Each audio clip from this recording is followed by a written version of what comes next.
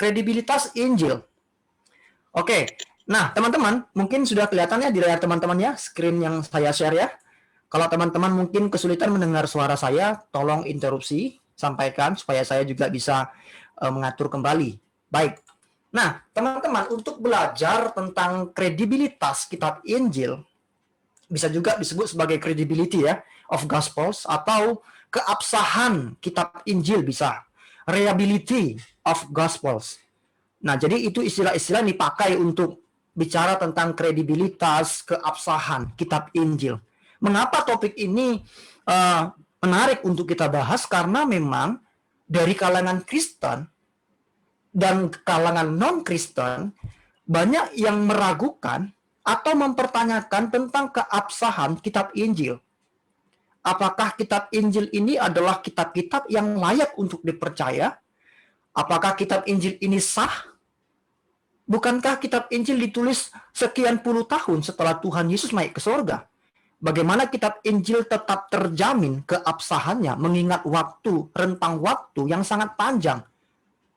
Kalau kitab Injil ditulis langsung setelah Tuhan naik ke surga, maka pertanyaan-pertanyaan atau sikap-sikap skeptis yang meragukan kredibilitas atau keabsahan kitab Injil mungkin tidak sebanyak yang kita jumpai hari-hari ini. Nah, oleh sebab itu saya membawa kita untuk belajar terlebih dahulu apa arti Injil yang sebenarnya.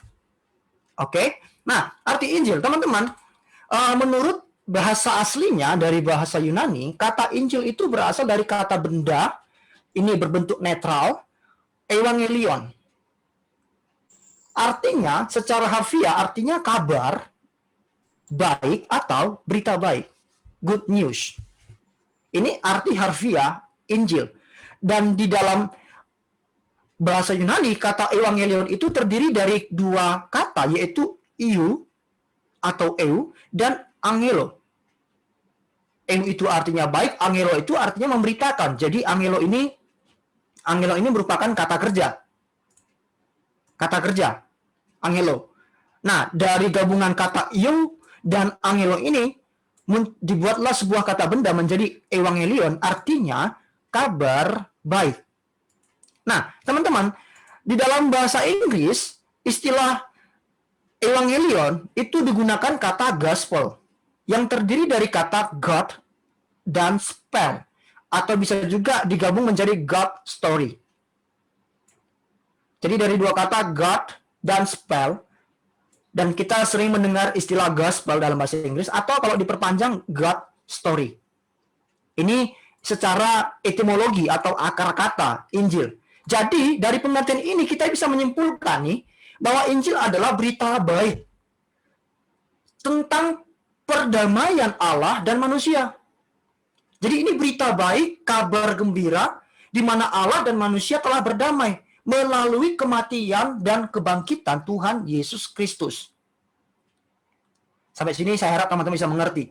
Jadi gospel, evangelion atau kabar baik atau Injil yang kita kenal, sesungguhnya berarti kabar baik atau berita baik tentang perdamaian antara manusia dan Allah melalui kematian dan kebangkitan Tuhan Yesus Kristus. Dan dari pemahaman ini, kalau kita belajar dalam pemahaman Kristen, istilah Injil itu cukup luas, teman-teman. Ini kalimat yang saya tuliskan ini adalah kesimpulan dari pengertian secara etimologi, dari akar kata tadi, yang ini. Nah, tetapi berjalannya waktu, istilah Injil itu berkembang. Bahkan seluruh kitab PL pun disebut sebagai Injil.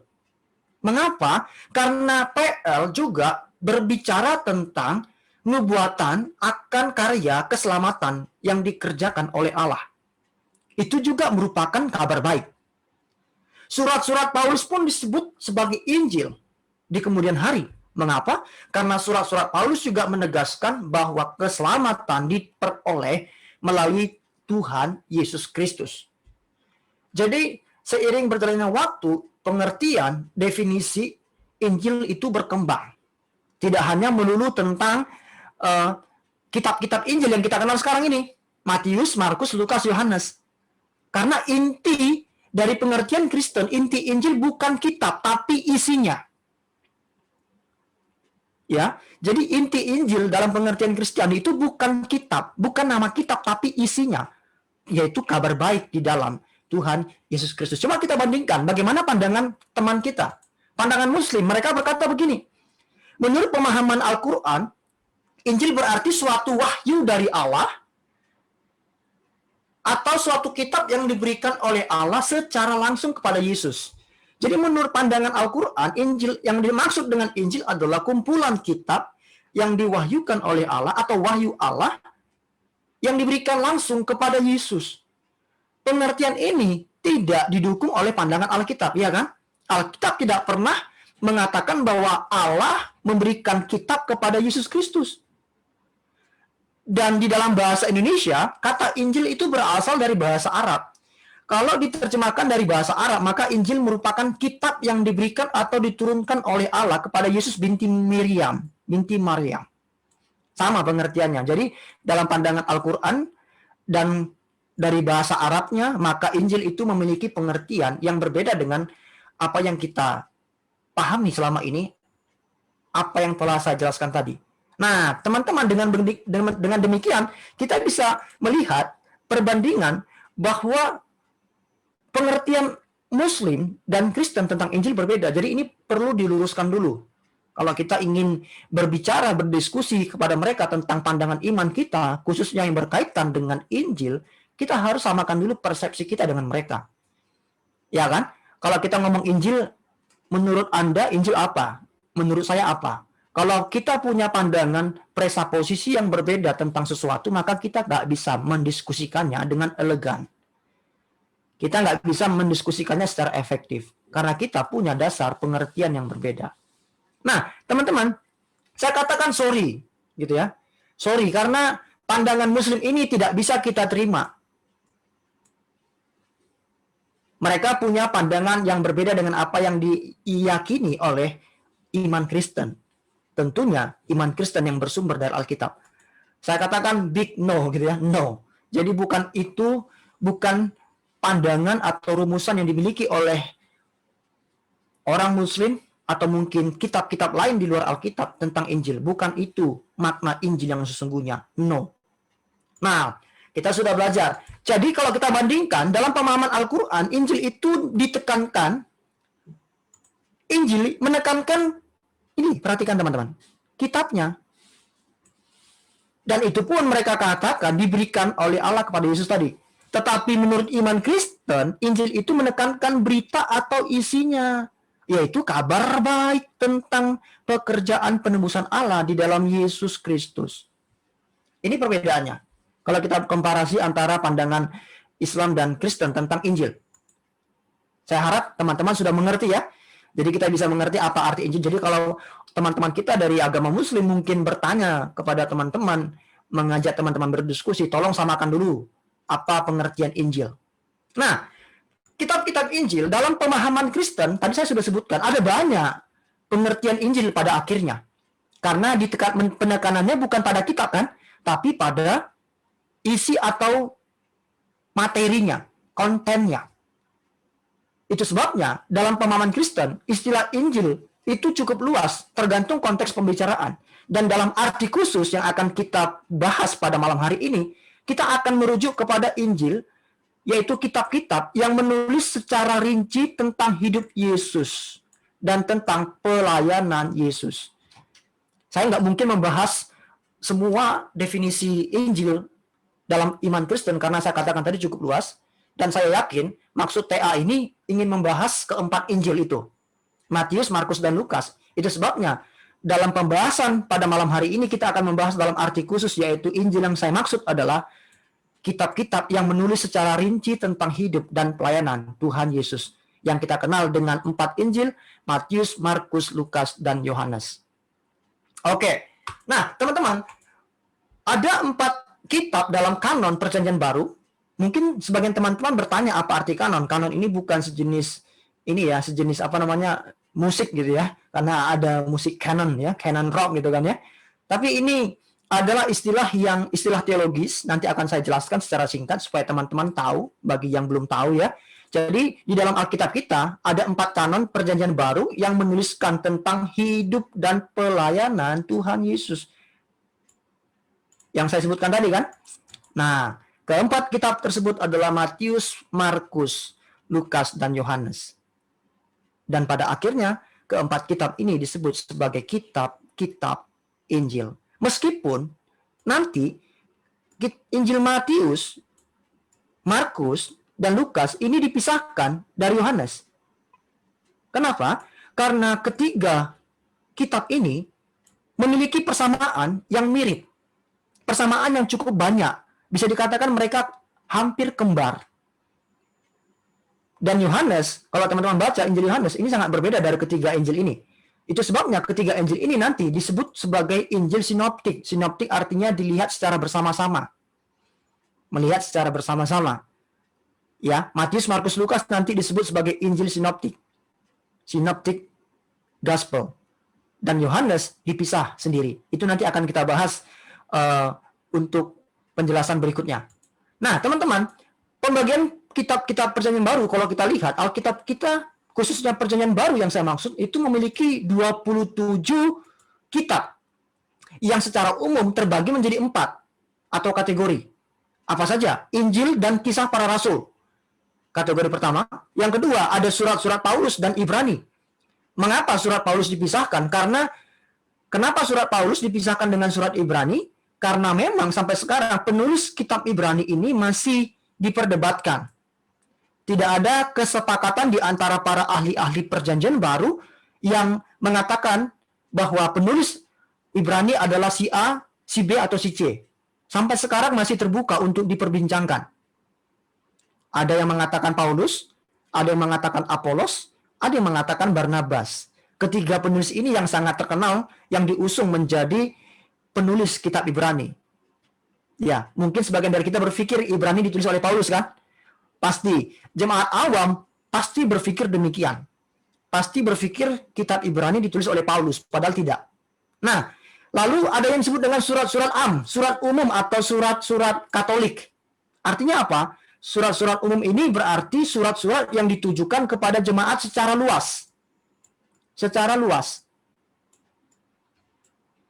Kalau surat-surat Paulus ini kan ditujukan kepada jemaat tertentu. Surat 1 Korintus kepada jemaat di Korintus.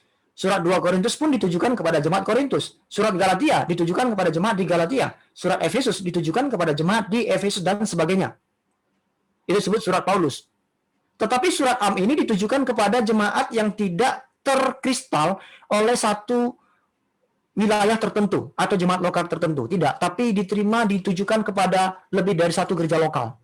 Jadi berbicara tentang gereja yang lebih luas. Tidak, sebagai contoh, tidak kepada jemaat GPPS Pondok Chandra saja gitu maksudnya. Kalau ada surat gitu kan ya, ditujukan kepada jemaat GPPS Pondok Chandra.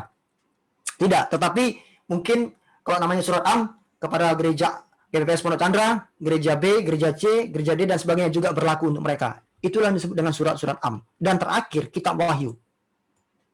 Nubuatan, berisi nubuatan, apokaliptik. Ya, apokaliptik itu artinya membuka tudung ya, membuka tudung. Apokaliptik. Ya, mohon maaf kalau tulisannya jelek karena ini saya tulis menggunakan mouse ya.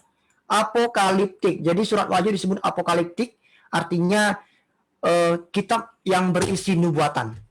Kitab yang merupakan nubuatan. Oke, teman-teman. Ya, sekarang kita lanjut. Nah, ada orang yang menyebut kitab Injil dan kisah para rasul itu sebagai kitab sejarah. Tapi nama itu sebenarnya tidak tepat. Kenapa? Karena penulis Injil dan kisah rasul ini bukan bermaksud untuk menuliskan riwayat Yesus atau biografi Yesus. Ya kan? Kalau kita baca Injil dan kisah rasul itu tidak menuliskan biografi Tuhan Yesus semata. Meskipun di dalamnya ada cerita tentang kehidupan Tuhan Yesus, tapi bukan itu. Bukan murni menuliskan tentang kehidupan Yesus mulai dari kecil sampai akhir hayatnya. Tidak. Bahkan kisah tentang Yesus waktu kecil aja tidak lengkap ditulis. Ketika Yesus remaja tidak lengkap. Maka tidak bisa dibilang ini sebagai kitab sejarah atau kitab biografi. Tapi maksud Injil dan kisah rasul, mereka sebenarnya memberikan kesaksian tentang hidup Yesus dan tentang gereja mula-mula. Gereja mula-mula ini dituliskan di dalam Kisah Rasul. Itulah sebabnya dinamakan Kisah Para Rasul. Acts dalam bahasa Inggris. Jadi apa segala sesuatu yang diperbuat oleh para rasul di zaman gereja mula-mula. Lalu ada lagi yang disebut, kita bahas berikutnya, surat Ibrani dan Paulus. Surat-surat Paulus dan Ibrani itu melengkapi dan menyertai perkembangan gereja. Ini pun tidak lain maksudnya adalah memberitakan Injil juga. Tadi saya katakan, Paulus, surat-surat Paulus dan surat Ibrani pun kembali menegaskan kabar baik bahwa keselamatan itu didapat dalam iman kepada Tuhan Yesus Kristus, dan itu merupakan kabar baik. Kemudian ada lagi surat Am yang tadi saya sudah sebutkan. Ada 8 surat Am, dan surat ini biasa disebut sebagai surat Katolik atau surat-surat Katholenten Oikumenen dalam bahasa Yunani, yang artinya bagi seluruh muka bumi. Lebih luas, tidak ditujukan kepada satu gereja lokal. Dengan nama lain, surat ini ditujukan tidak kepada jemaat tertentu saja, seperti surat Paulus yang tadi sempat saya singgung, tetapi kepada seluruh jemaat di seluruh bumi. Seluruh jemaat Tuhan di seluruh bumi. Oikumenen. Oikumenen itu akhirnya muncul istilah oikumene, ya, perkumpulan. Jadi dalam bahasa Yunani itu ada 3 istilah yang hampir mirip. Kosmos, dunia, oikumene juga bisa dibilang bumi atau dunia. Ada lagi G. G itu artinya bumi.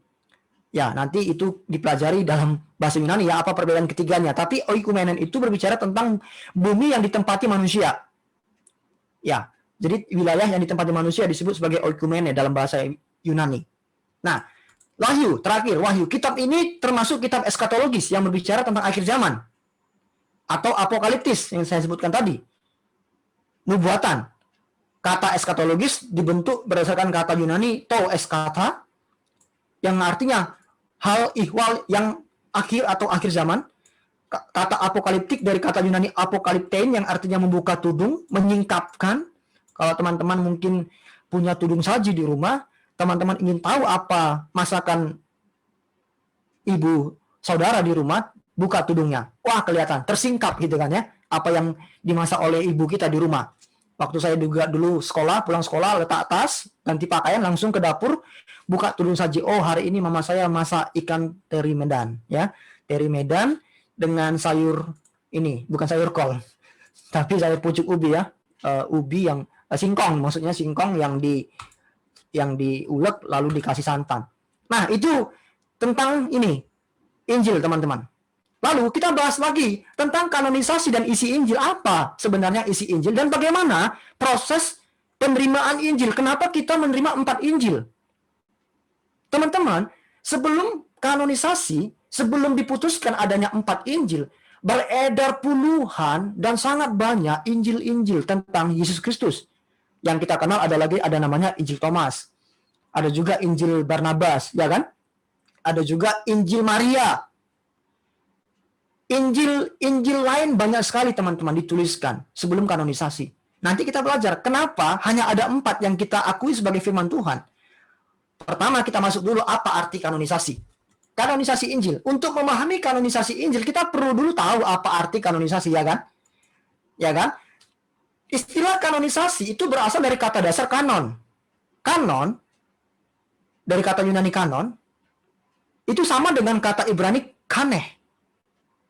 Artinya sama, ukuran atau tali pengukur atau tongkat pengukur. Jadi kanon itu secara harfiah artinya ukuran atau tali pengukur atau tongkat pengukur, penggaris. Waktu dulu, kanon, istilah kanon dipakai untuk mengukur sesuatu, menjadi standar. Itu sebabnya arti kanon berarti kitab-kitab yang memenuhi standar sebagai firman Tuhan. Arti kanon berasal dari kata pengukur tadi. Jadi ketika kanon ditempatkan kepada kitab-kitab, maka disebut artinya kitab-kitab itu sebagai standar kebenaran yang diakui telah memenuhi syarat sebagai firman Tuhan. Nah, kita akan belajar bagaimana prosesnya secara singkat ya. Nah, teman-teman, pada abad keempat, Athanasius memberikan arti teologis bahwa kanon, nah ini saya katakan tadi secara harfiah artinya tongkat pengukur, tapi secara teologis kanon itu artinya daftar naskah kitab-kitab dalam Alkitab yang berjumlah 66 kitab. 39 PL dan 27 PB. Totalnya 66. Jadi kanon itu adalah daftar naskah atau kitab-kitab yang hanya berjumlah 66 yang telah memenuhi standar peraturan-peraturan tertentu yang diterima oleh gereja sebagai kitab-kitab kanonik yang diinspirasikan oleh Allah, jadi bukan ditulis oleh kehendak manusia, dan memiliki otoritas mutlak dan penuh terhadap iman Kristen. Jadi arti kanon itu adalah daftar 66 kitab yang diakui sebagai firman Allah yang berotoritas penuh dan mutlak bagi iman Kristen. Oke. Kemudian, setelah kenaikan Tuhan Yesus, kita akan lihat bagaimana sejarah kanonisasi. Kenapa ada kanonisasi? Kita lihat ya. Setelah Yesus naik ke surga, jadi para murid itu mengajarkan Injil itu secara lisan. Teman-teman, secara lisan, dari mulut ke mulut. Muncul istilah oral tradition period. Jadi, tradisi lisan. Setelah Tuhan Yesus naik ke surga. Dan murid-murid, rasul-rasul yang hidup sebagai saksi mata, yang melihat karya-karya Tuhan Yesus, yang mendapatkan pelatihan, yang mendapatkan pengajaran dari Tuhan Yesus ketika Tuhan Yesus ada di bumi kurang lebih 3,5 tahun, mereka menjadi saksi dan mereka menjadi guru, soko guru. Mereka mengajarkan tentang Yesus kepada jemaat pada waktu itu. Dan memang, waktu itu jemaat belum terlalu banyak, sehingga, teman-teman, sehingga mereka masih bisa melayani jemaat-jemaat yang ada. Jumlah mereka masih mumpuni, masih cukup. Nanti setelah peristiwa Pentakosta di dalam Kisah Rasul pasal 2, gereja mulai mengalami perkembangan dan pertumbuhan. Rasul tidak mungkin lagi melayani mereka karena di dalam Alkitab dituliskan bahwa Injil telah sampai ke Eropa, kota Roma, dan negara Spanyol. Karena itu, nanti para rasul tidak lagi mengandalkan tradisi lisan, tapi mereka mulai menuliskan Injil itu berdasarkan inspirasi dari Roh Kudus. Nah, jadi pemerintahan lisan itu sangat berisiko terhadap penyelewengan dan kepalsuan, ya kan? Sangat berisiko, teman-teman. Jadi kalau misalkan berita tentang Yesus itu, pengajaran Tuhan Yesus itu hanya disampaikan dari mulut ke mulut, saya percaya sampai sekarang itu sudah beda pasti. Jangankan ribuan tahun kan ya, mungkin puluhan tahun aja sudah berbeda isinya. Karena disampaikan secara oral, mulut ke mulut. Ya kan, apalagi kalau kita lihat sekarang ini berita-berita yang beredar. Jangankan ini puluhan tahun atau tahunan, tapi dalam waktu hari aja sebuah berita bisa tersebar dengan isi yang berbeda. Karena disampaikan melalui mulut, tidak ada bukti tertulis. Nah, karena itulah pengajaran tertulis sangat perlu, teman-teman. Tadi selain jumlah jemaat Kristen atau gereja yang sudah cukup berkembang sampai ke Eropa, nggak mungkin lagi murid-murid bisa menangani semua pengajaran, ya kan? Untuk mengajari para orang-orang Kristen, nggak cukup lagi, jumlah mereka terbatas, sementara jemaat sangat banyak, jadi mereka perlu menulis, dan untuk menghindari penyelewengan dan kepalsuan ini, mereka perlu menuliskan pengajaran secara tertulis. Dan mereka pun mulai menulisnya berdasarkan inspirasi Roh Kudus. Hal ini jelas di dalam 2 Timotius 3:16 dan 2 Petrus 1 ayat 21. Ini adalah dua ayat yang sangat bagus untuk mengajarkan kepada kita bahwa segala tulisan para rasul itu diinspirasi oleh Allah. Kita perhatikan satu persatu. 2 Timotius 3:16 dikatakan segala tulisan yang diilhamkan Allah, theopneustos dalam bahasa Yunani, dihembuskan oleh Allah, dinafaskan oleh Allah. Jadi segala tulisan yang dinafaskan oleh Allah itu yang mana? 66 kitab. Tadi, Alkitab kita. Saya minta maaf sebentar ya.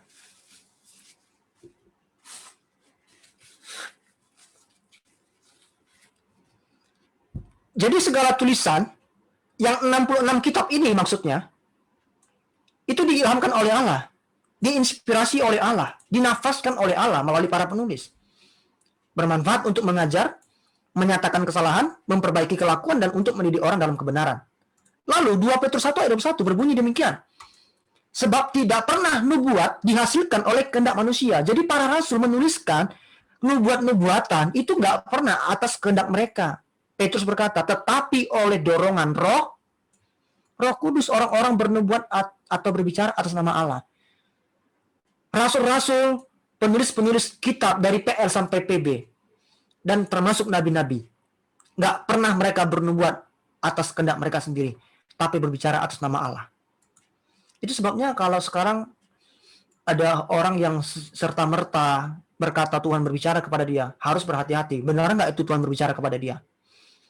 Karena kalau sempat seseorang mengaku-ngaku bahwa Tuhan berbicara kepada dia, menyampaikan firman kepada dia, padahal Tuhan tidak menyatakan itu kepada dia, hukumannya tidak terelakkan. Nah, ya kan? Karena nggak boleh sembarangan, teman-teman, mengatakan Tuhan berkata kepada saya demikian, nggak bisa sembarangan. Ya. Nah, jadi lalu pada abad kedua, awal abad kedua, yaitu tepatnya tahun 140, teman-teman perhatikan, ada seorang semula dia adalah seorang pemimpin gereja. Sebentar teman-teman, sorry ya, saya hidung saya ini agak bermasalah memang selama beberapa waktu ini. Saya minta maaf dulu. Sorry.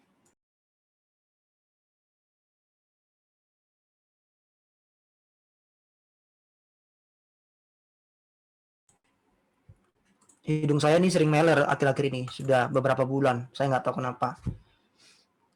Jadi sedikit cium kena debu langsung bersin saya, teman-teman. Meler. Oke. Nah, jadi kalau teman-teman mau memeriksa sterilisasi sebuah ruangan, panggil saya. Kalau saya bersin berarti kotor gitu ya. Oke, jadi nggak perlu beli alatnya ya. Nah, teman-teman, jadi seorang Marcion ini di Roma, tepatnya kota Milan, ya, yang suka tim sepak bola AC Milan. Nah, jadi Marcion ini seorang pemimpin gereja, dia keluar dari gereja, teman-teman, pada awal abad kedua, yaitu tahun 140. Kenapa? Karena memang ajaran dia itu aneh, dan dia disebut seorang bidat. Bidat itu artinya seorang yang mengajarkan kesesatan. Jadi bidat itu artinya sistem atau ajaran yang tidak sesuai dengan kebenaran firman Tuhan. Bidat. Nah, dia menyusun sebuah daftar kitab, gitu loh. Setelah dia keluar dari gereja, dia susun sebuah daftar kitab yang disebut dengan daftar Marcion. Hebatnya, dia menolak PL. Kenapa? Karena menurut dia, Allah dalam PL itu nggak sama dengan Allah PB. Jadi Allah yang disembah orang Israel, itu nggak sama dengan Allah yang ada di dalam PB. Jadi dia nggak mengakui Allah dalam PL. Untuk itu dia nolak semua kitab PL, teman-teman. Karena bagi dia, Allah di PL itu kejam. Allah PB itu lebih penuh kasih. Yang kita sembah itu Allah dalam PB yang penuh dengan kasih. Gitu ya. Nah, jadi dia pun membuang, ini bukan membuat ya teman-teman, membuang semua kitab-kitab PB yang berbau Yudaisme. Seperti apa? Seperti Injil Matius, karena Injil Matius itu dituliskan kepada orang Yahudi. Injil Markus juga dia buang. Injil Yohanes pun dia buang. Yang diterima hanya Injil Lukas. Perhatikan ya. Nah, inilah kitab-kitab yang disusun oleh Marcion tadi. Ya, dia bagi jadi dua, kitab Injil, karena Injil Lukas maksud saya, karena dia berpikir bahwa Injil ini yang tidak dipengaruhi oleh paham Yudaisme. Lalu ada lagi 8 surat Paulus, 3 surat pengembalaan tidak dia masukkan. Yang dimasukkan apa? 1-2 Korintus, Efesus atau Laodikia, Filipi dia masukin, Kolose, 1 dan 2 Tesalonika, dan Filemon. Jadi inilah daftar kitab yang diakui oleh Marcion sebagai kitab-kitab perjanjian baru. Wah, teman-teman mulai ngerti ya? Jadi ternyata tadi setelah diajarkan secara lisan, lalu para murid mulai menulisnya, ternyata ada orang pengajar sesat yang mulai menyusun daftar kitab-kitab PB. Padahal, waktu itu, teman-teman, memang belum dianggap perlu untuk kanonisasi sebelumnya. Karena apa? Karena gereja mula-mula itu tetap mengerti mana kitab-kitab yang diakui sebagai firman Allah berdasarkan saksi mata, yaitu para rasul, pengajar mereka kan. Karena para rasul masih hidup, jadi para rasul ngerti mana kitab-kitab yang diinspirasi oleh Allah dan mana yang tidak.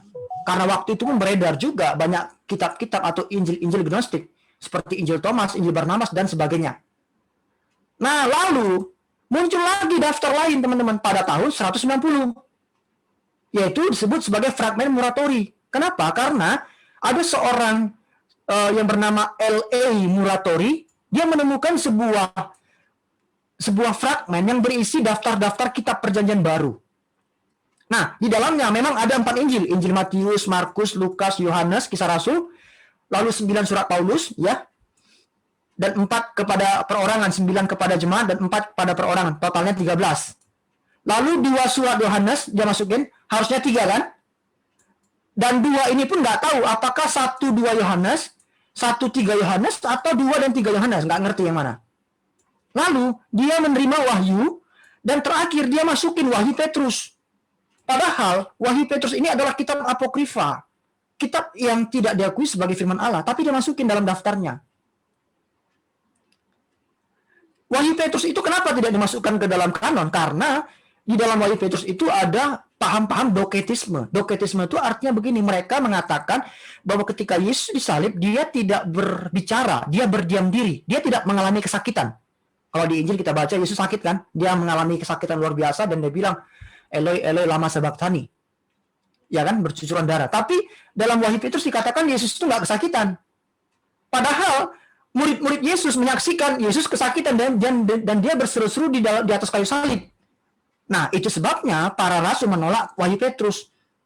Loh, bukankah ditulis oleh Petrus? Begini teman-teman, waktu itu abad-abad awal banyak kitab-kitab yang menggunakan nama rasul. Padahal tidak rasul yang menulis gitu loh. Jadi itu disebut sebagai kitab pseudepigrapha. Pseudepigrapha. Jadi kitab-kitab semu yang ditulis oleh orang lain tapi menggunakan nama rasul, gitu kan? Misalkan ditulis oleh si Anton gitu ya. Tapi dia ngaku ditulis oleh Matius. Nah, karena itulah akhirnya Athanasius pada tahun 367 sekitar abad keempat, dia mulai memberikan daftar kitab PB yang paling awal. Dan sama persis dengan kitab PB yang kita punya sekarang, berjumlah 27. Lalu 2 penulis lain yaitu Bapak Gereja pun, Hieronymus dan Agustinus, mendefinisikan 27 kitab-kitab perjanjian baru. Jadi Bapak-Bapak Gereja sejak Athanasius itu setuju, sepakat, hanya 27 kitab PB yang diinspirasi. Yang kita punya sekarang, teman-teman, maksud saya. Nah, untuk itu dibuatlah sebuah konsili di Hippo dan Kartago di Afrika. Di kota Hippo dan kota Kartago. 393 dan 397. Di sini berkumpullah Bapak-Bapak Gereja. Dan mereka memutuskan 27 daftar kitab-kitab PB yang kita pakai hingga sekarang. Apa alasan mereka menerima itu? Karena mereka sadar nilai-nilai kitab tersebut diinspirasi oleh Allah. Dan ditambah lagi dengan fakta bahwa kitab-kitab itu telah digunakan sejak gereja-gereja awal secara umum. Jadi bukan gereja tertentu yang pakai. Gereja am menggunakan kitab-kitab itu. Dan berdasarkan pengakuan saksi para saksi mata, kitab-kitab itu diinspirasi oleh Roh Kudus. Nah, ini tadi, teman-teman ya, perhatikan ini daftar kitab-kitab tadi ya. Daftar kitab-kitab PB tadi, ada Marcion pertama, lalu Muratori, dan terakhir disahkan 27 kitab di Konsili Hippo dan Kartago. Disinilah berkumpul Bapak-Bapak Gereja. Dan sampai sekarang kita terima. Sebenarnya, kalau orang sekarang bertanya, kenapa hanya 27? Kenapa enggak lebih? Kitab ini ada loh, ditemukan kitab ini di sini. Kenapa tidak diakui sebagai firman Tuhan? Tidak ada alasan yang valid, tidak ada alasan yang kuat untuk meragukan 27 kitab, teman-teman. Percaya saya. Tidak ada alasan yang valid untuk meragukan ke-27 kitab. Kenapa? Karena sejak gereja mula-mula, rasul-rasul menerima yang ke-27 itu. Oke. Dasar kanonisasi PB. Yang pertama, jadi para rasul memutuskan kitab-kitab mana yang Bapak-Bapak Gereja, kitab-kitab mana yang termasuk kanon PB. Ada 3 indikator ini, teman-teman. Pertama, harus bersifat rasuli. Artinya, tidak jauh dengan tradisi rasul atau ditulis oleh para rasul. Jadi kalau ditulis oleh orang yang tidak dikenal, ya itu tidak bisa dikatakan sebagai firman Allah. Itu bisa salah. Lalu sifatnya am, diterima secara umum di kalangan jemaat pada awal-awal gereja mula-mula. Semua jemaat menerimanya. Tidak ada perdebatan dan keraguan. Lalu berisi ajaran sehat atau ortodoksi. Apakah sesuai dengan ajaran gereja yang diterima secara luas, tradisi-tradisi lisan gitu loh. Kan tadi saya katakan sebelum Injil ditulis, sebelum kitab PB ada, orang-orang menerima pengajaran itu berdasarkan tradisi lisan dulu. Nah, jadi ketika mereka memutuskan mana kitab-kitab yang firman Allah, mereka harus lihat ajarannya itu tidak sesuai, sesuai dengan ajaran gereja yang diterima secara luas dan tidak ada pertentangan di dalamnya. Itu sebabnya Wahyu Petrus ditolak. Mengapa? Karena Wahyu Petrus itu berisi paham doketisme tadi yang saya katakan, teman-teman. Doketisme. Yang mengatakan Yesus itu hanya kelihatannya sebagai manusia. Dia tidak manusia sejati. Dia tidak merasakan sakit ketika disalib. Nah, oke. Saya cepat ya waktunya. Nah, ini timeline-nya, timeline of New Testament canon. Tadi saya katakan ya. Jadi teman-teman, kitab terakhir ditulis itu adalah Wahyu ya. Wahyu sekitar tahun 90 dan Yohanes mati sekitar tahun 101. Jadi inilah Yohaneslah murid yang paling terakhir meninggal. Nah, setelah meninggal para rasul ini, nah ini muncullah banyak kitab-kitab tadi yang saya katakan tadi. Dari Muratori, Marcion tadi, lalu Irenaeus juga menulis, dan Agustinus dan sebagainya. Untuk itu perlu diadakan konsili tadi kan? Konsili tadi, dan akhirnya diputuskan 27 kitab PB. Kenapa waktu zaman sebelum tahun 393 dan 397, kenapa tidak ada kanon? Karena pada abad-abad awal itu masih ada para rasul yang hidup yang mengajar. Matius, Markus, Yohanes, bahkan Yohanes tahun 101 baru meninggal. Masih ada mereka. Jadi masih ada yang sebagai tolak ukur mana yang benar dan salah. Nah, setelah mereka meninggal kan rawan terhadap ini kan, penyelewengan tadi. Perlulah dibuat ini dibuat kanon oleh bapak-bapak gereja. Bapak-bapak gereja itu adalah murid dari para rasul, teman-teman ya. Dan mereka berarti menerima pengajaran dari para rasul. Nah, oke. Apa isi kitab Injil? Yang pasti isi kitab Injil adalah firman Allah, bukan sekedar biografi. Tadi saya sudah jelaskan. Kitab Injil bukan bermaksud menuliskan tentang kehidupan Yesus dari kecil sampai akhir hayatnya, seperti layaknya buku biografi. Mungkin buku biografi siapa? Buku biografi Cristiano Ronaldo, buku biografi David Beckham dan sebagainya. Itu kan dari kecil sampai dia kalau belum meninggal ya sampai akhir hidupnya sekarang ini ya, sampai hidupnya sekarang. Nanti kalau dia meninggal berarti dituliskan dari dia lahir sampai dia meninggal. Bukan kan? Karena tujuan Injil bukan ingin menceritakan hidup Yesus, teman-teman, tapi karyanya, tapi rencana keselamatan Allah. Mereka ingin memperkenalkan Yesus bukan hanya supaya memberikan informasi siapa Yesus, tapi supaya mereka percaya. Supaya pembacanya percaya bahwa Yesus itu juru selamat. Nah, makanya kitab Injil bukan biografi Yesus Kristus, tapi kabar baik tadi. Kembali lagi ke definisinya. Kabar baik tentang perdamaian manusia dan Allah melalui Yesus Kristus. Dan jadi isi kitab Injil adalah berita yang selektif. Berita yang dipilih benar-benar. Yang berisi laporan historis dan teologis. Jadi nggak ada mitos, teman-teman. Tapi harus historis dan teologis. Fakta. Berdasarkan fakta. Saksi mata tadi kan ya. Firman Tuhan berkata begini. Kalau sebuah perkara itu dinyatakan sah itu kalau ada saksi kan, saksi mata kan. Kalau kita pelajari di dalam penulisan kitab-kitab Injil ini, teman-teman, saksi matanya sangat banyak. Lebih dari 2 bahkan. Jadi makanya saya katakan, sejak awal gereja mula-mula itu nggak pernah meragukan 27 kitab tadi, gitu loh. Karena ada saksi mata, dan mereka tahu ini dari Rasul dan diturunkan kepada muridnya Rasul, yaitu Bapak Gereja. Dan itu dianggap, dan itu diyakini sebagai firman Allah. Nah, lalu teman-teman, jadi mereka memperkenalkan Yesus itu anak Allah, Mesias yang diurapi, anointed one, sebagai penggenapan nubuat para nabi. Jadi ingat ya, isi kitab Injil bukan biografi Yesus Kristus, tapi berita selektif tentang Yesus sebagai anak Allah, menjadi penggenapan nubuatan, menjadi Mesias, juru selamat, untuk menyelamatkan setiap manusia yang berdosa melalui iman kepada dia. Lalu apa keabsahan berita Injil? Apakah layak dipercaya? Mari kita lihat. Ada 4 alasan yang saya sertakan di sini, teman-teman. Apakah isi berita kitab Injil dapat kita percaya? Yang pertama, kenapa muncul pertanyaan begitu? Ya kan? Apakah kitab Injil sah? Apakah kitab Injil dapat dipercaya? Karena begini, karena orang ketika meneliti kitab Injil, mereka mendapati ternyata ada penulisnya yang bukan seorang saksi mata. Siapa? Markus. Markus kan bukan murid Tuhan Yesus kan? Lalu Lukas pun bukan murid Tuhan Yesus, tapi dia seorang tabib. Lalu mengapa Markus dan Lukas diterima? Ingat, Markus ini muridnya Petrus.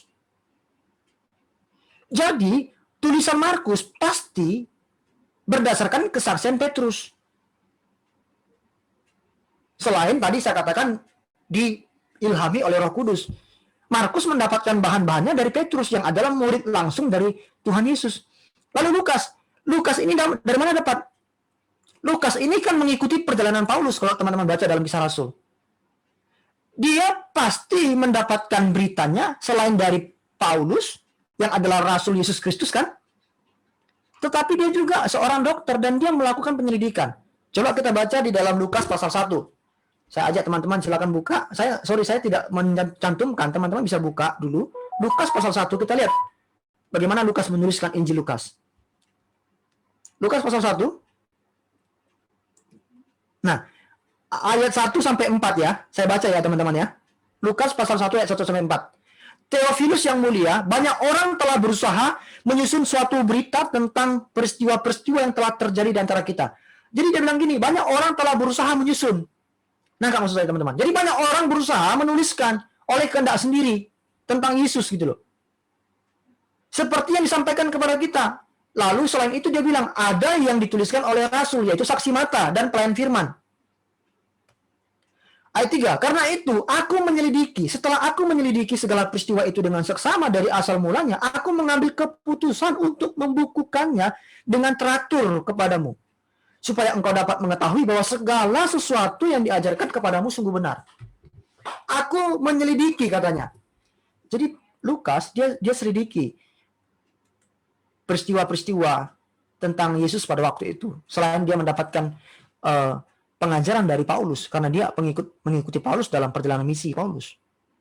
Nah, jadi teman-teman, itulah alasan kenapa Lukas meskipun dia tidak saksi mata langsung, tapi dia adalah muridnya Rasul gitu loh, yang adalah saksi mata. Nah, masa kenaikan Tuhan Yesus juga begini, apa yang membuat orang mempertanyakan kredibilitas atau keabsahan kitab Injil? Karena tadi selain sebagian penulis bukan saksi mata, alasan kedua, karena masa antara kenaikan Tuhan Yesus dengan penulisan Injil sangat jauh.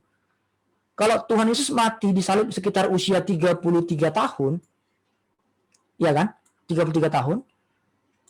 Dan diyakini Yesus itu lahir pada tahun 4 Masehi, berarti sekitar tahun 37 Yesus naik ke surga. Dan surat pertama yang ditulis yaitu 1 Tesalonika, sekitar tahun 48-49. 1 dan 2 Tesalonika, tahun 48 sampai tahun 49. Teman-teman, dan Injil pertama ditulis itu Injil Markus, tahun berapa? Tahun 55. Jadi bayangkan, jarak antara kenaikan Yesus ke surga, tahun 37, sampai tahun 55, baru ditulis Injil pertama. Sekitar berapa tahun? Tapi saya bulatkan aja 30 dan 50 tahun. Sekitar 20 tahun kan teman-teman? Jadi gini, orang meragukan begini, loh, kan Yesus kan kitab Injil dituliskan pertama kali kan 20 tahun setelah Yesus naik ke surga. 20 tahun itu apakah mungkin terpelihara, terjaga, terjamin kebenarannya gitu loh. Nah, itu yang buat mereka bertanya-tanya. Kalau mungkin dituliskan langsung ketika Yesus naik ke surga, besoknya langsung para murid diinspirasi dan mereka menuliskan Injil-Injil, mungkin mereka bilang, ya kita nggak perlu ragu karena pasti fresh gitu ya. Pasti fresh dan langsung dituliskan oleh para rasul. Tapi tidak demikian kan faktanya. Nah, sekarang kita jawab. Yang pertama, kenapa kita percaya kitab Injil itu absah dan valid? Karena kitab Injil berisi perkataan-perkataan Yesus. Keabsahan Injil terjamin karena Injil berisi perkataan-perkataan Yesus. Ada firman Tuhan berkata begini, langit bumi akan berlalu, ya, tetapi perkataanku tidak akan berlalu. Ucapan Yesus ini diyakini oleh para murid dan para penulis Alkitab sebagai firman yang sejajar dengan PL. Jadi, mereka menuliskan perkataan-perkataan Yesus dalam bentuk Injil. Karena begini, karena ketika Yesus lahir dan melayani itu, teman-teman, itu sudah ada kitab PL. Karena PL itu dikanonisasi itu sekitar tahun 400 sebelum Masehi. Makanya Yesus pun mengutip PL, ya kan? Karena sudah ada 39 kitab PL waktu itu. Karena tahun 400 sebelum Masehi baru PL selesai dikanonisasi dan PB selesai tadi tahun 400 Masehi kan? Karena tadi kan dikatakan kan tahun 397 ya di Kartago. Ini kan dibulatkan jadi 400 kan? Luar biasa kan? Kanonisasi PL selesai 400 sebelum Masehi, PB selesai 400 Masehi. Nah, jadi ketika Tuhan bilang begini, langit bumi akan berlalu tapi perkataanku tidak akan berlalu, berarti perkataan Yesus itu sama seperti kitab-kitab PL yang adalah firman Allah yang tidak berlalu. Waktu itu PL sudah diakui sebagai firman Allah, maka perkataan Yesus pun adalah firman Allah sejajar dengan PL. Itu maksudnya. Makanya PL dan PB nggak bisa dipisahkan. Nah, lalu kesaksian kitab-kitab PL. Kredibilitas atau keabsahan berita Injil itu juga diteguhkan oleh kesaksian PL. Apa buktinya? Tuhan berkata begini, ada tertulis manusia hidup bukan dari roti saja, tetapi dari setiap firman yang keluar dari mulut Allah dalam Matius 4 ayat 4. Teman-teman perhatikan, frasa ada tertulis, ini merujuk kepada perjanjian lama. Injil berisi tentang kehidupan Tuhan Yesus dan perkataan-perkataan Tuhan Yesus yang sesuai dengan kesaksian PL. Di dalam Injil, tidak ada berita-berita yang bertentangan dengan PL. Ingat, tadi saya katakan PL sudah disahkan. Itu sebabnya para penulis Alkitab dan para rasul itu mengerti ternyata perkataan Yesus itu adalah firman Allah. Dan tidak ada satupun yang tertulis di PB yang bertentangan dengan PL. Nah, itu sebabnya berarti kitab Injil sah dan dapat dipercaya karena tidak bertentangan dan sesuai dengan kesaksian PL. Kemudian yang ketiga, saksi mata. Nah, ini yang paling penting teman-teman. Ingat ya, Yesus itu hidup bersama dengan para murid selama kurang lebih 3,5 tahun. Dalam waktu itu dia memanggil mereka, mengajari mereka melalui perkataan, pengajaran, dan perbuatan. Sehingga kelak ketika Yesus naik ke surga, mereka menjadi saksi mata. Tadi kan Lukas 1 ayat 2, saya baca lagi ya, Lukas 1 ayat 2. Seperti yang disampaikan kepada kita oleh mereka yang dari semula, perhatikan, adalah saksi mata dan pelayan firman. Jadi para murid dan saksi mata lainnya secara berulang-ulang memberitakan apa yang mereka lihat. Nih, perhatikan teman-teman. Dan saksikan tentang Yesus. Jadi berita, kesaksian mereka inilah yang kemudian dipelihara oleh para saksi mata itu dan kemudian menjadi sumber penulisan Injil. Jadi Injil ditulis itu berdasarkan kesaksian para saksi mata, bukan imajinasi mereka. Itu sebabnya orang, kalau kita baca di Alkitab sampai sekarang, kalau itu hanya imajinasi, siapa orang yang mau mati hanya karena sebuah imajinasi? Kan konyol teman-teman. Para murid nggak mungkin ngarang cerita kan. Kalau mereka ngarang cerita, mereka tahu sebenarnya yang mereka tulis ini tidak sesuai dengan apa yang terjadi. Nggak mungkin mereka mau mati demi sesuatu yang mereka manipulasi. Karena mereka tahu, mereka sebagai saksi mata, mereka melihatnya langsung dan itu kebenaran, mereka berani mati demi itu karena itu kebenaran. Nggak mungkin ada orang mau mati karena demi sebuah imajinasi kan. Apalagi bukan satu orang loh. Ada banyak kan para rasul dan bapak gereja yang berani mati. Adakah di antara mereka yang berkata, oh itu nggak benar? Nggak ada kan?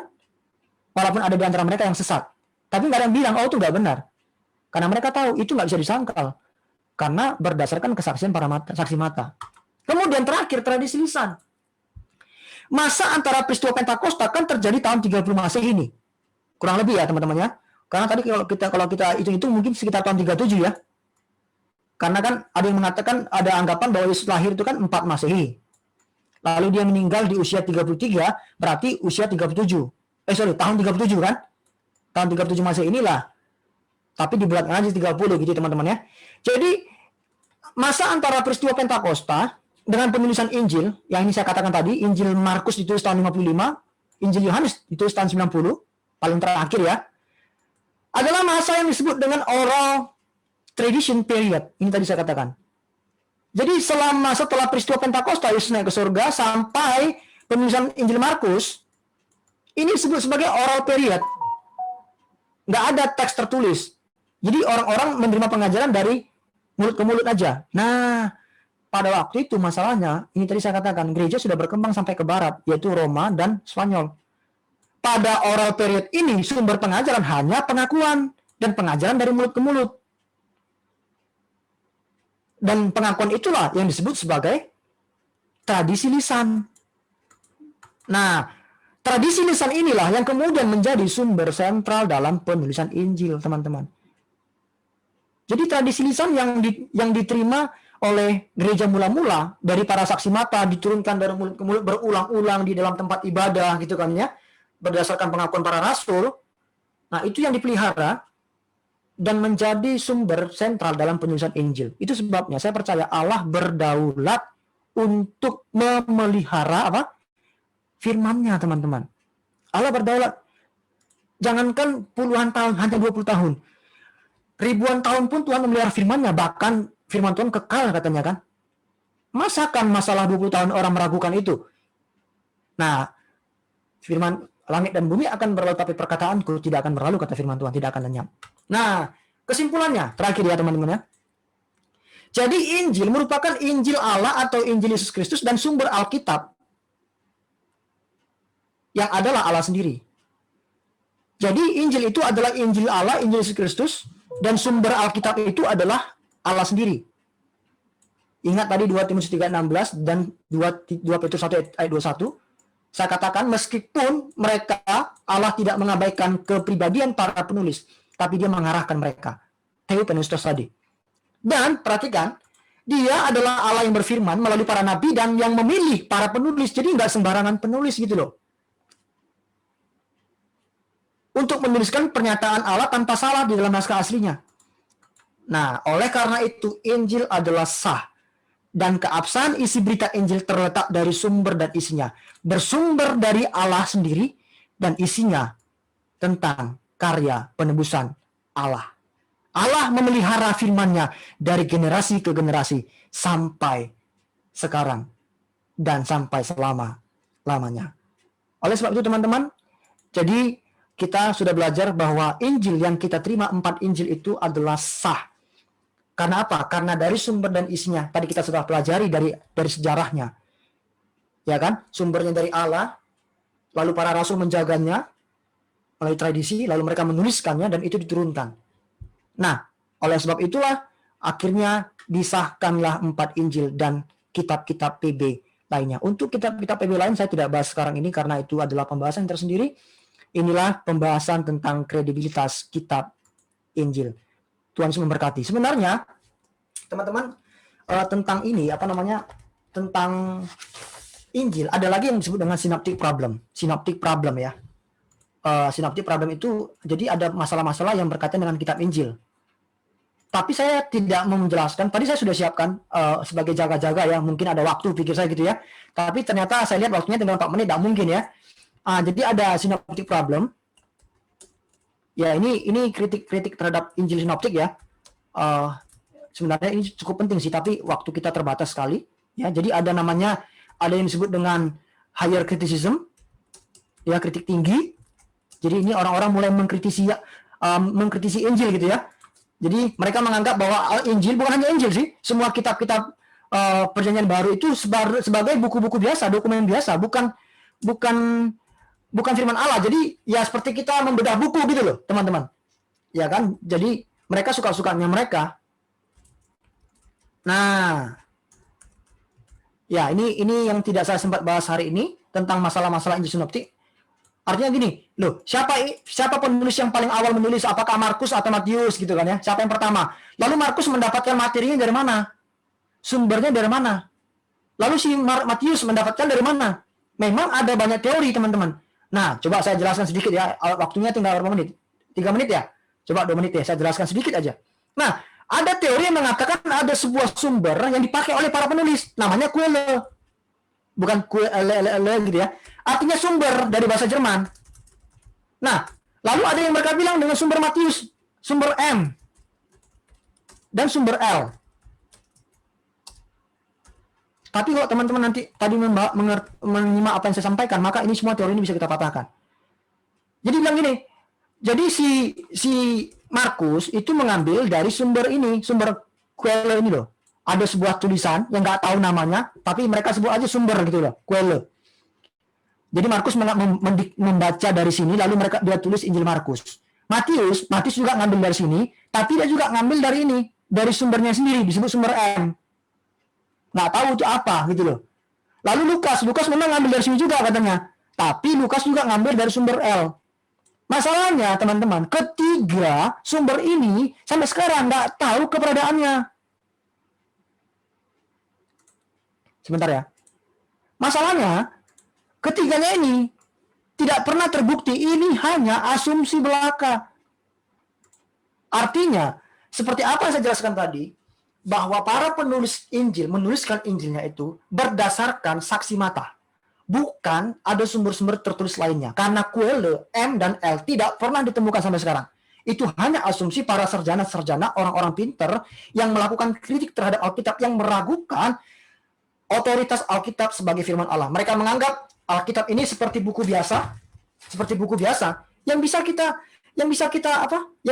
bedah gitu kan ya, kita kritisi. Oh, ini salah, ini kurang tepat, ini salah, teorinya nggak benar. Tapi bagi kita yang telah belajar tadi, kita tahu bahwa firman Allah itu, Alkitab itu firman Allah yang tanpa salah, ya kan? Justru kita yang dikoreksi, kita yang dikritisi oleh firman Allah. Apakah hidup kita sudah sesuai dengan kehendak Allah atau belum? Saya percaya kita semuanya bisa diberkati dan mengerti kebenaran. Tuhan Yesus memberkati kita semuanya. Saya kembalikan kepada moderator.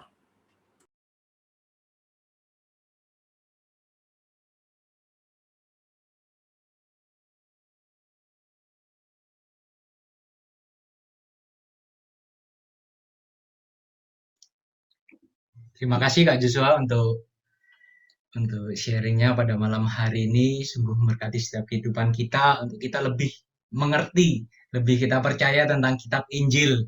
Jadi tidak hanya sekedar kita terima, oh ini memang sudah ada dalam Alkitab yang harus dipercayai, tapi kita tahu alasan-alasannya kenapa kita harus percaya seperti itu. Di tengah berbagai ada kitab-kitab lain yang tidak masuk, kita tahu alasan kenapa kok 4 kitab ini yang diterima seperti itu. Terima kasih Kak Joshua. Mohon maaf tadi ada timer juga, bukan bermaksud untuk ngapain sih dibatas-batasi kayak gitu. Tapi mungkin supaya ada ruang juga kita bisa Q&A sih, kita tanya jawab. Dan bagi Roh Kudus kan menghendaki semuanya berjalan tertib dan teratur ya. Iya, puji Tuhan, haleluya.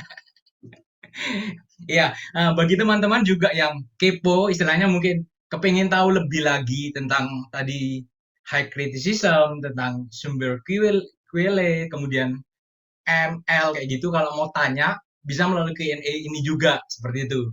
Jadi tidak menutup ruang kemungkinan untuk kita bisa lebih tahu lagi juga untuk bagian-bagian itu gitu. Jadi bagi teman-teman semua, sekarang Q&A ini sekitar berapa menit ya? 20 menit kalau tidak salah. Sorry. Ya, kita Q&A. Yang teman-teman mau tanya langsung bisa raise hand atau juga bisa dari kolom chat seperti itu. Ada yang mau bertanya? Itu JJ angkat tangan tuh. 2 tangannya diangkat tuh. Pakai gambarnya ya. Nyerah itu nyerah itu, Bang. Ini pertanyaan pertama ini, Bang. Perdana dari Daniel Kevin. Persilakan, Kevin. Silakan. Shalom Bang. Shalom Vin. Ya Bang, tadi kan menarik kali Bang bahas tentang Injil. Tapi tadi ini sih dengar masalah Bang Jos bilang kitab PB itu selalu tidak terlepas kitab PB tidak terlepas dari PL pasti itu kan. Nah tapi kadang itu kita pernah ditanyai kayak misalnya kita free talk sama orang gitu, mungkin non Kristen gitu ya. Kadang orang yang Kristen pun bisa jawab kayak, oh enggak, kalau case itu di PB itu kayak gini, kalau di PL sudah berubah. Nah kayak gitu loh Bang. Sedangkan orang yang saya sendiri aja masih bingung loh. Iya ya, maksudnya kayak terbagi jadi dua, maksudnya kayak yang kadang kalau misalnya yang temanku yang non Kristen itu kayak bilang, loh berarti perjanjian lama sama perjanjian baru itu hal yang berbeda. Maksudnya kayak nggak bisa apa ya Bang ya, kayak berarti pro kontra dong kalau kayak gitu. Kitab itu kayak gitu loh Bang. Istilahnya kayak gitu sih. Mungkin aku bingung nyampeinnya, mungkin Bang Sis lebih ngerti. Thank you Bang. Ya, thank you, Vin. Uh, PL itu tidak bisa, PL itu digenapi oleh PB. Karena PL itu masih berbicara tentang nubuatan Mesias. Memandang ke depan. PB yang menggenapinya, yaitu Yesus Kristus. Dan PB itu nggak bisa dijelaskan tanpa PL. Karena ini menggenapi yang PL. Satu. Karena itu penggenapan. Jadi PL ini digenapi PB. Nggak mungkin namanya digenapi, nggak mungkin dipisahkan. Satu. Kedua, berita PL dan PB itu tidak bertolak belakang. Kenapa terkesan berbeda? Ingat, satu ini nubuatan, yang satu penggenapan. Bukan berarti bertentangan gitu loh. Namanya perbedaan itu kan karena ini berupa nubuatan, ini berupa penggenapan. Dan itu nggak dibilang, memang berbeda tapi nggak dibilang kontradiksi, bukan dibilang sama sekali berbeda. Bukan, karena justru itu kayak ini, istilahnya melengkapi kan, melanjutkan. Makanya dibilang ini perjanjian lama, ini perjanjian baru. Old Testament dan New Testament. Nah itu. Ya. Karena ingat, PB nggak bisa dijelaskan tanpa PL. Karena PB ini menggenapi PL. Dan PL ini tidak lengkap tanpa PB, karena ini masih nubuatan. Gitu. Oke. Nah, ini kata kunci yang aku cari Bang. Bener. Thank you Bang. Oke. Terima Semoga kasih. membantu, ya. Ya Bang.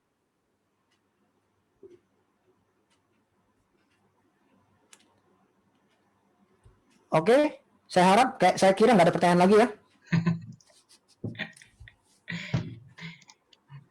Ya, terima kasih Kevin untuk pertanyaannya. Mungkin kalau nanti ada pertanyaan lagi bisa raise hand. Bang Jos masih siap saya. Bang, sorry Bang. Aku mau tanya lagi sih. Silakan. Jadi aku ingat, jadi kayak aku baru ingat case ini karena apa? Cuma aku lupa ya Bang, aku nyari ayatnya itu nggak ketemu. Apa tuh? Tentang ini loh, apa namanya? Pertama masalah makan makanan daging. Ya lama ya kan. Karena itu sendiri pengaruh kepercayaan Hindu kayak gitu. Nah, dia bilang kalau misalnya di Alkitabmu pun juga kata kayak gini, apa namanya? Tuhan Yesus saja mengajari untuk makan roti tanpa ragi. Kayak gitu loh, Bang. Terus habis gitu kayak wah, saya tidak bisa jawab ini, saya bingung. Terus habis gitu, ya dulu aku kan nggak ngerti. Terus ya aku keluarin kan kata-kata TB itu. Apa yang kamu masuk itu apa yang kamu makan itu bukan menjadi apa sih, aku lupa maksudnya itu tidak menajiskan. Aku keluarkan, yes. Ya, yang kamu keluarkan. Itu, Bang. Baru ingat aku Bang, sorry Bang. Oke. Saya jelaskan dikit ya. Teman-teman begini. PL itu harus dilihat baik-baik. Karena begini. PL itu kan kalau kita belajar tentang hukum Taurat itu dibagi 3. Iya kan? Dibagi 3. Yang pertama itu disebut dengan moral law. Yang kedua itu disebut sebagai civil law. Sebentar. Maaf, yang kedua saya ganti menjadi seremonial law. Dan yang ketiga ini civil law. Nah ini perhatikan baik-baik. Bedakan. Moral law ini adalah hukum yang mengatur moralitas kita kepada Allah. Jadi ini timeless. Ini nggak bisa berakhir. Selama kita hidup tetap. Jangan membunuh, jangan berzina, jangan bersaksi dusta, jangan ada Allah lain. Itu semuanya moral law. Tapi ceremonial law ini hukum tata ibadah Israel. Dan hukum ini sudah digenapi Yesus Kristus dari salib.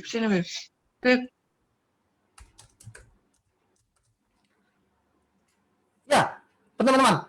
Jadi contoh tadi yang dikatakan tadi, roti tak beragi itu di PL itu merupakan seremonial law. Maksudnya apa Kak Joshua? Itu ada tata cara ibadah orang Israel. Makanya kita jangan sampai kayak orang Kristen tuh yang terbeban untuk melakukan ibadah-ibadah liturgi-liturgi orang Israel. Contoh, hari raya tak beragi kita rayakan, hari raya Yom Kippur kita rayakan, hari raya Pondok Daun kita rayakan, semua kita rayakan. Karena itu ceremonial law, itu adalah hukum tata ibadah orang Israel.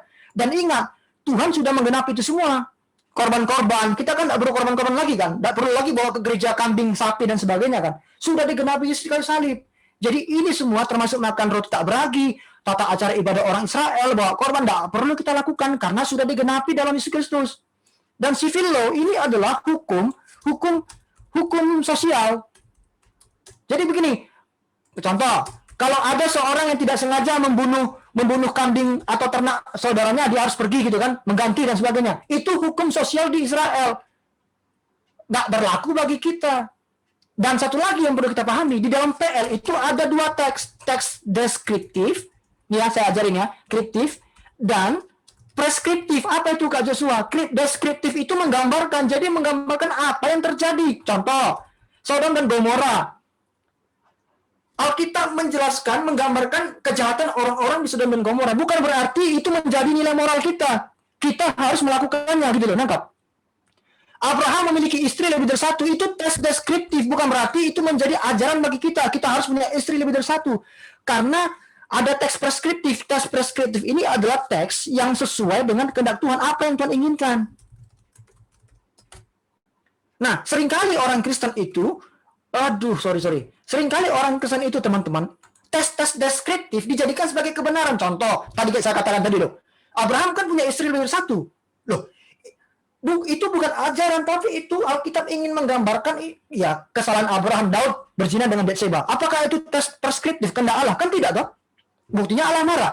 Jadi jangan bilang Daud aja berzina, aku boleh berzina. Alkitab kan nulis tentang itu, Alkitab nulis tentang seks. Loh, bedakan tes preskriptif dan deskriptif. Alkitab yang hanya menggambarkan dengan anjuran atau keharusan gitu loh. Nah, jadi kesalahan orang begitu, seringkali tes deskriptif hanya berisi berupa penggambaran, itu dijadikan sebagai kebenaran. Sebagai dalil. Contoh, teman-teman ya. Misalkan seperti ini deh, seperti apa yang paling isu paling apa ini ya?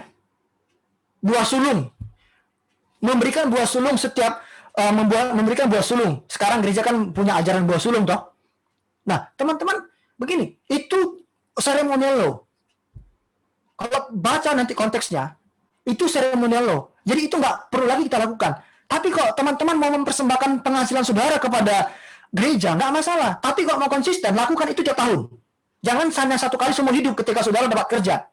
Karena Alkitab berkata orang-orang Israel itu memberikan buah sulung hasil ternak mereka, hasil ladang mereka, itu setiap tahun loh. Nah, ayo. Nah, kadang-kadang kan doktrin gereja kan tidak melihat secara keseluruhan Alkitab. Kalau mau konsisten, dia tiap tahun dong kita ngasih buah sulung. Saya lebih setuju papa saya bilang begini, kita tiap tahun ngasih buah sulung. Saya lebih setuju. Tapi bukan berarti itu menjadi sebuah kewajiban yang apa ya? Maksudnya kalau kita nggak lakukan berdosa. No, itu saudara mau bilang itu buah sulung, buah apa terserah saudara. Tapi jangan sampai gereja mengajarkan begitu, maksud saya. Oh, kasih buah sulung kalau nggak berdosa, nggak ada dibilang begitu. Kalau mau kasih buah sulung, mau ngasih apa terserah lah.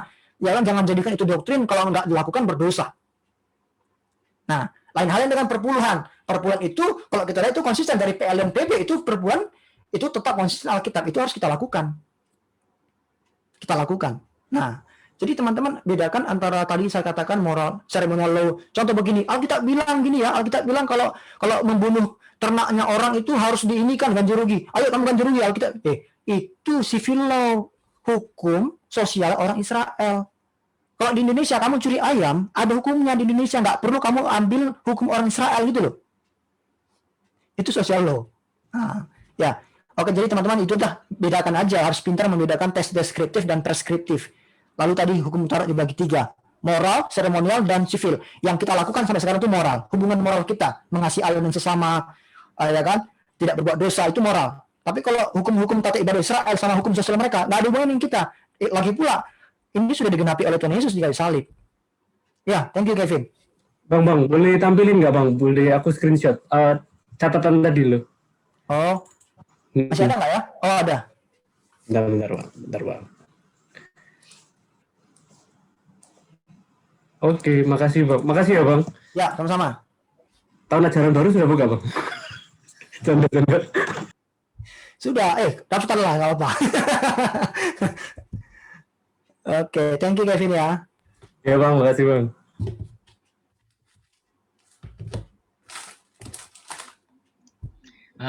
Makasih Bang untuk jawabannya. Oh Ya, ini dari C Marta ini sekarang Bang, dari Papua ini jauh-jauh ini. waduh, susah ini. Mari Mau silakan. tanya tentang ini, penulisan apa Wahyu. Oke. Maksudnya kan sampai sekarang banyaknya saat ngirim Mbak chip ya toh, yang katanya chip bakal ada di dagu dan di badan. Itu memang arti benernya memang akan ada barang dimasukkan ke dalam badan. Oke. Thank you, Cik Marta. Ini Wahyu ya, sudah akhir zaman ya. Oke. Kalau kita baca Lagi dari ini nih Bang. iya, kalau kita baca dari PL, orang Israel kalau ibadah itu mereka ikat kepala dan di lengan mereka itu dikasih tanda. Ya, di dahi mereka dan di lengan mereka itu dikasih tanda. Artinya mereka itu orang yang taat beribadah kepada Tuhan.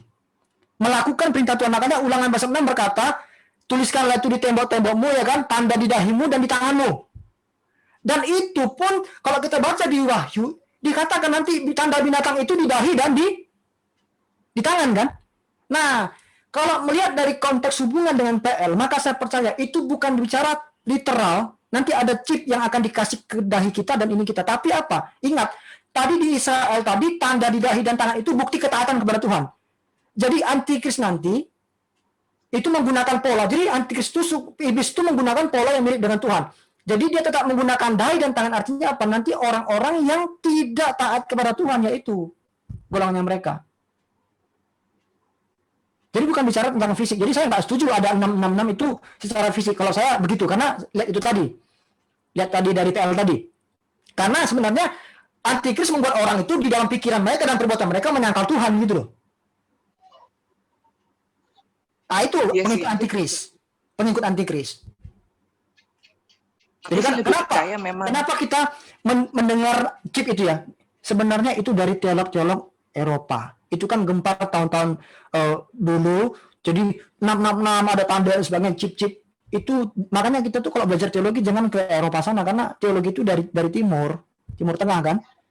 Budaya-budaya mereka kita pelajari, jangan Eropa, karena Eropa tuh teolog-teolognya itu punya pemikiran rekonstruksi baru gitu loh tentang pemahaman mereka. Dan loh, buktinya sekarang banyak kok orang buat chip. Iya kan gini. Karena ada tafsiran begitu kan orang bisa aja kan, sebagian orang yang berusaha untuk apa ya, seolah mau menggenapinya gitu loh. Bisa aja.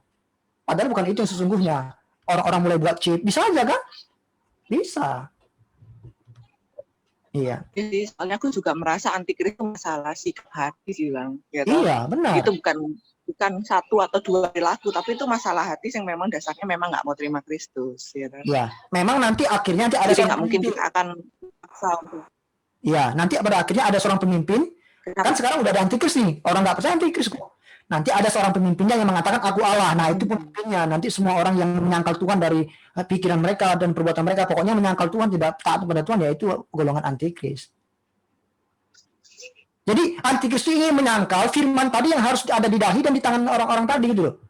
Artinya dalam pikiran kita, hidup kita ini harus mengasihi Allah, hati, pikiran, jiwa kita harus mengasihi Allah. Tapi antikris berusaha menghilangkan itu, mengasihi dia gitu loh. Makanya diganti, yang harusnya firman Allah di dahi dan di tangan kita ini, lambang tadi, diganti dia. Nah itu maksudnya dia. Oke, sementara itu. Mungkin ada pertanyaan lanjutan, Ji? Nanti. Thank you. Iya. Bang, ada yang bertanya ini, Bang, melalui melalui chat pribadi. Kan kita tahu kalau sekarang Kristen dan Katolik ini berbeda, ajarannya berbeda seperti itu. Nah, kalau mau tarik dalam pengkanonan, kanonisasi, kira-kira kanonisasinya Katolik dan kanonisasinya Kristen ini sama atau beda? Seperti itu pertanyaannya, Bang. Oke. Semula kan kalau kita belajar sejarah gereja kan nggak ada gereja Protestan dan Katolik gitu ya. Dulu kita malah disebut Katolik semua kan. Kita kan dari Katolik semua kan. Nah, jadi kanonisasi sama. Jadi sampai di Kartago sama. Kemudian berjalannya waktu, ya bisop-bisop, uskup-uskup dari Roma Katolik itu mulai membawa kitab-kitab lain, apokrifa, ya kan? Apokrifa dan ini apa namanya? Deuterokanonik itu diakui sebagai kitab yang berotoritas. Nah, itu kesalahan gereja waktu itu. kesalahan gereja, makanya muncullah reformasi. Karena kok kitab-kitab di luar kanon ini kok dianggap sebagai kitab yang berotoritas juga, seperti apokrifa ini tadi kan. Padahal itu semua jelas bertentangan dengan firman Tuhan. Kitab Tobit misalkan, kitab-kitab Makabe. Nah, kenapa ada kitab apokrifa? Kitab apokrifa itu muncul waktu masa intertestamental. Jadi ketika Zakaria kan, kitab terakhir Malaki dong. Saya lupa. Malaki itu Zakaria ya? Maleaki, Bang. Sampai saya ini belajar PB lupa PLN ya. Ya, Malaki dong. Terakhir, itu ada sekitar 400 tahun Tuhan nggak berfirman. Nah, waktu itu banyak peristiwa terjadi. Peristiwa pemberontakan Makabe dan banyak tulisan-tulisan lain. Nah, muncullah banyak tulisan pada zaman itu dan gereja mulai mengadopsinya. Padahal jelas ditolak. Padahal tahun 39 tadi sudah sepakat semua gereja. Semua sudah sepakat. 27 PB, 39 PL. Ya, itu. Ya, makasih, Bang. Jadi untuk kayak Deuterononika Apokrifa itu yang diyakini sebagai firman Tuhan oleh Katolik dengan di pandangan apa ya? Misalnya kayak anggap aja sah sampai 1500 ya, Bang. Waktu reform itu baru orang-orang Kristen kayak lebih paham ini sebenarnya bukan firman Tuhan. Mungkin ada banyak dugaan begini. Mungkin waktu itu kitab itu hanya dianggap sebagai kitab untuk kesalehan gitu loh. Artinya apa ya? Nggak dianggap otoritasnya seperti kitab-kitab lain gitu loh. Tapi pada akhirnya lama-lama loh, doktrin gereja berdasarkan kitab itu gitu loh. Purgatori, Mariologi dan sebagainya. Ya kan? Berarti kan itu dianggap sebagai kebenaran. Dulu hanya contoh gini, saya pernah bahas tentang kitab Henok. Sampai sekarang kitab Henok masih diakui oleh gereja Ethiopia Ortodoks. Tapi hanya sebagai kitab kesalehan. Maksudnya baca kitab Henok mereka menjadi baik gitu loh. Meskipun mereka nggak menganggap itu sebagai firman Tuhan secara otoritas penuh. Nah, mungkin pada awalnya begitu. Nah, tapi itu akibatnya kan hati-hati. Ketika itu diterima, ya iblis mulai bekerja. Gereja mulai buat doktrin berdasarkan kitab-kitab apokrifa. Nah, itu repotnya. Api penyucian, Mariologi, dan sebagainya. Doktrin-doktrin gereja Katolik yang bertentangan dengan Alkitab. Nah, itu. Makanya muncul reformasi. Ya, makasih, Bang, untuk jawabannya. Ya, jadi bagi teman-teman, kalau kepengen tahu kitab Henok, bisa nanti nonton YouTube channelnya Cermin Kebenaran ya. Ya, cermin kebenaran. Kita belajar kebenaran, mencerminkan. Jadi jangan hanya lensa kebenaran, jadi cermin. Kita juga bercermin pada kebenaran. Kita ini udah benar nggak gitu ya. Jadi jangan hanya nyorot orang gitu. Kamu benar ya, kamu salah ya. Jangan. Kita cermin lah ya. Lihat diri kita juga gitu ya. Sekalian promosi ya. Iya, mungkin ada pertanyaan dari teman-teman semua. Ada yang mau bertanya? Cukup lah ya. Bang, ada pertanyaan terakhir nih, Bang, dari saya. Oke.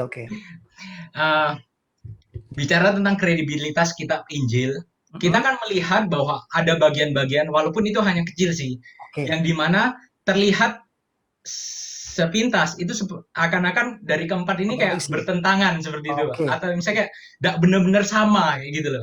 Nah, terkadang itu kan menjadi kayak manuver dari orang pandangan lain, kayak serangan dari kepercayaan lain kalau kitabmu loh itu tidak benar. Buktinya dari keempat ini punya pandangan ada yang bertentangan. Seringkali kan mereka memberikan serangan seperti itu.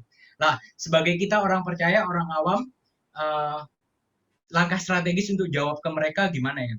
Oke. Sebentar, saya ambil contoh dulu ya. Saya nyari contoh ini. Oke. Teman-teman, tadi saya nggak sempat jelaskan memang. Kenapa ada 4 Injil? Begini. Karena memang keempat Injil itu punya keunikan masing-masing. Punya penekanan masing-masing. Matius itu menuliskan kepada orang Yahudi, Markus kepada orang Romawi, Lukas itu kepada seorang pemimpin yang bernama Theophilus, Yohanes kepada orang-orang Yahudi yang ada di luar atau perantauan. Dan penekanannya beda. Matius menekankan Yesus sebagai Mesias, Markus sebagai pelayan, hamba, Lukas sebagai manusia, dan Yohanes sebagai Allah. Yesus sebagai Allah. Penekanan berbeda. Makanya diterima 4. Kan cukup 1 katanya, nggak cukup. Karena memang 4 ini ditulis oleh Rasul yang berotoritas atas ilham Roh Kudus dan punya penekanan masing-masing. Nah, kenapa bisa berbeda-beda Kak ceritanya mereka? Tadi saya katakan, 4 punya penekanan masing-masing, punya perspektif cara lihat yang berbeda. Contoh. Coba teman-teman deskripsikan apa yang teman-teman lihat ini. Ya, lingkaran berwarna merah, ada titik hitam. Tapi kalau saya melihatnya beda. Nah, nih, saya lihatnya lingkaran ada angka putih, ada jarumnya 3. Apakah saya salah dan teman-teman salah? Tidak. Karena kita melihat dari sisi yang berbeda. Sama-sama mendeskripsikan jam, tapi saya lihat dari depan, teman-teman dari belakang. Demikianlah para penulis kitab Injil. Mereka punya cara pandang, contoh misalkan si Lukas, si Markus ini menyorot tentang tentang karya Yesus yang melayani orang sakit, menyembuhkan. Tapi si Lukas ini ingin menekankan istilahnya apa motivasi Yesus. Kalau si Lukas menekankan motivasi Yesus, Markus menekankan perbuatan Yesus gitu loh yang menyembuhkan. Nah, salah nggak? Nggak salah. Nah, memang sekilas bertentangan. Tetapi kalau kita belajar secara dalam artinya mengerti latar belakang historisnya, saya percaya justru saling melengkapi. Saling melengkapi. Jadi ketika kita baca Markus nggak lengkap, kita baca Lukas. Lukas punya perspektif yang lain yang melengkapi Markus. Makanya teman-teman kalau baca Alkitab, misalkan sebuah cerita yang dibahas di Markus, Matius, Lukas, baca ketiga-tiganya. Teman-teman pasti semakin kaya. Oh, mengerti dari 3 sudut pandang, memahaminya. Ya, jadi sebenarnya nggak kontradiksi sih. Tapi itu tadi, karena mereka punya perspektif, cara pandang yang berbeda, penekanan yang berbeda-beda. Dan punya tujuan yang berbeda kan, ke 4 Injil. Ya, terima kasih. Ya, makasih Bang. Jadi walaupun dari pandangan yang berbeda, bukan menyalahkan pandangan yang lain, tapi saling melengkapi. Iya, benar sekali. Jadi kalau tadi pandangan saya dan teman-teman digabung, oh berarti jam itu begini gitu ya. Ada angkanya, di belakangnya ada baterainya, ada alarmnya dan sebagainya.